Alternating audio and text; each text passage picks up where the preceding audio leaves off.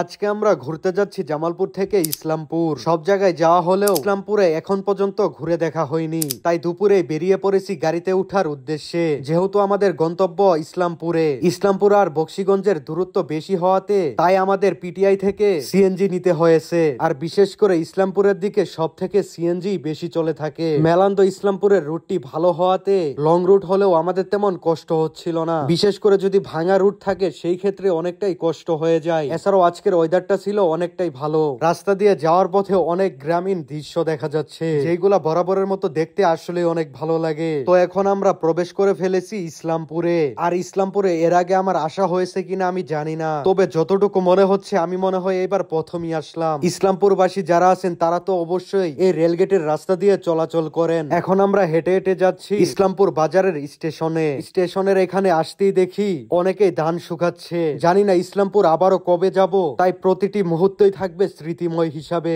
আর ইসলামপুরের স্টেশনটা ছিল একদমই ফাঁকা। অনেকে এখানে দেখলাম শুয়ে বসে আছে। ট্রেনের যাত্রী তেমন একটা লক্ষ্য করতে পারলাম না। আর টিকিট কাউন্টারটাও ছিল একদমই ফাঁকা। তবে ইসলামপুরের স্টেশনটা একদমই পরিষ্কার ছিল। এই বিষয়টা আমাদের অনেকটাই ভালো লেগেছে। ইসলামপুর বাজারটি ঘুরে দেখার আগে চলেন ঘুরে আসি ইসলামপুর গুঠাইল থেকে। ইসলামপুর বাজার থেকে 25 টাকা ভাড়া দিয়ে যাচ্ছি গুঠাইলের দিকে। গুঠাইল স্কুলের এখানে আসতেই দেখি অনেকেই এসএসসি পরীক্ষা দিতে আসছে।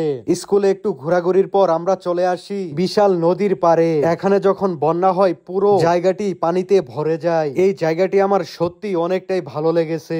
আপনারা যারা ইসলামপুরে থাকেন তারা অবশ্যই জানাতে ভুলবেন না এটা কোন নদী। ঘোরাঘুরির এক পর্যায়ে আমাদের একটু ক্ষুধা লেগে যায়, তাই গুঠাইলের একটি হোটেলে আমরা চলে আসি।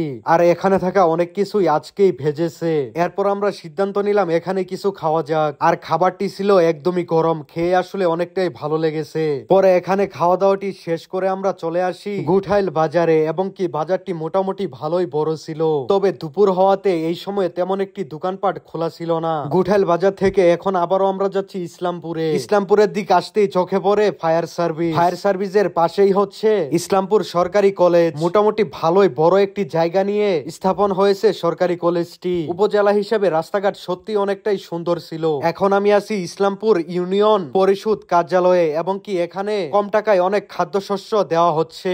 ইসলামপুরের সব থেকে পরিচিত মোড় হচ্ছে থানার মোড়। সব থেকে ব্যস্ততম এবং কি গুরুত্বপূর্ণ মোড় হচ্ছে এটি। আর ইসলামপুরে রয়েছে 10 শয্যা বিশিষ্ট মা ও শিশু কল্যাণ কেন্দ্র, এবং এটির সামনে রয়েছে ইসলামপুর থানা। এবং ভিতর দিকে একটু প্রবেশ করে দেখলাম মোটামুটি ভালোই পরিবেশ ছিল।